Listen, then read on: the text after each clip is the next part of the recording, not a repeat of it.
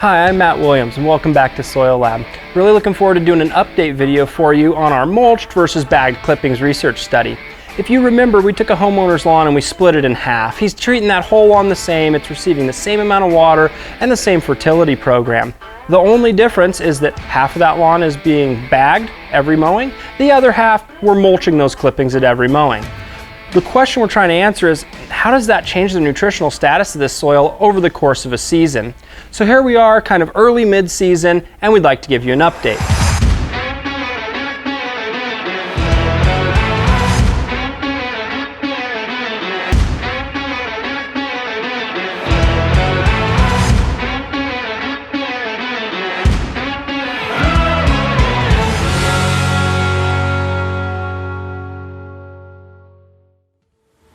Now, I wish I had more results to share with you, but the truth of the matter is, in most of our nutrients, we really haven't seen that much of a difference between the bagged and the mulch in terms of the percentage change. So nutrients like nitrogen really have been about the same between our bagged and mulched treatments. When we look at calcium, magnesium, and sulfur, those have been about the same as well. Certain micronutrients such as manganese, copper, and zinc, those two have been pretty stable. Our sodium, which we don't want too much of, it's been stable as well. So you're probably wondering, well, what differences did you see? Well, we did see appreciable and significant differences in phosphorus, in potassium, and in the micronutrient iron. Now, I'll have you remember this is a replicated research study. We're running 10 soil tests per month on this front yard. 5 on the mulched side and 5 on the bagged side. So I'll be pointing out really just those statistically significant differences today. And remember, all those nutrients I mentioned before, there were no significant differences between the bagged and the mulched treatments. Let's go ahead and look at phosphorus to start. So as we look at phosphorus here, this is the change over 3 months in the parts per million of available phosphate in this study. So the bagged side, we saw a greater reduction. So we saw about a 9 part per million reduction in available phosphate over the course of this study. Well, that's compared to a reduction of just about 4.5 in the mulch side.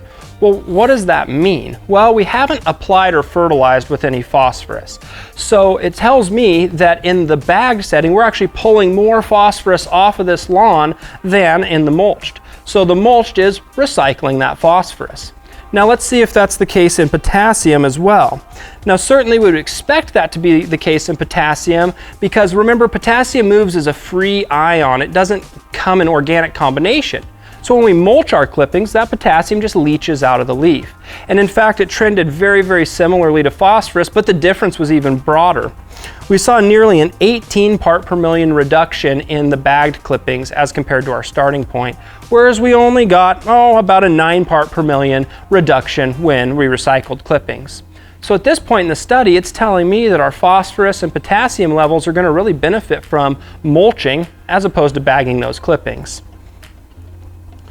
Now, as we look at our micronutrient iron, we again see a very significant difference. We see that almost 4 parts per million were removed when bagged, as opposed to, less than half a part per million when it's mulched. So mulching those clippings is keeping that iron in our system as opposed to removing it. Now, I'm talking about this as if it's a negative thing. Well, certainly, if those clippings are hitting your trash can and going to the landfill, it might be a negative thing.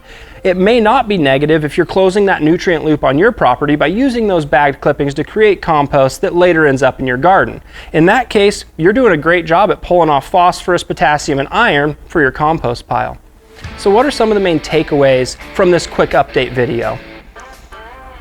One of the first takeaways is that really we're not seeing significant differences for most nutrients. The only nutrients that we're seeing significant differences in at this point in the study are phosphorus, potassium, and iron, which is a micronutrient. We can attribute the potassium to the fact that it's leaching out of that tissue, and the phosphorus largely because it's relatively immobile in the soil. And here over the last several months in our region, it's been excessively hot and root growth has been hindered. So my best assumption would tell me that those roots aren't growing to any new phosphorus, and the phosphorus that they're realizing is going to be that recycled phosphorus that's being mineralized or broken down from that organic matter in those grass clippings.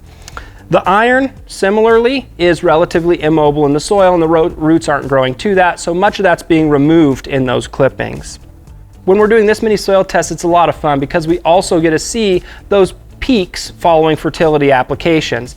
These ion exchange resin capsules have been doing a great job at picking up the available nutrients that are provided by our fertility applications.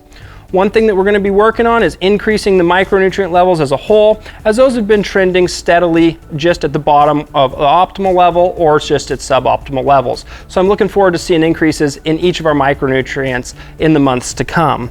I'm really looking forward to continuing to track this study over the course of the entire growing season, so we'll be doing this all the way through the fall into the dormant period here in our region, likely around Thanksgiving. I hope that you're enjoying these updates, I hope that you're finding the information useful, and I hope that it's helping drive decisions in your lawn and your garden.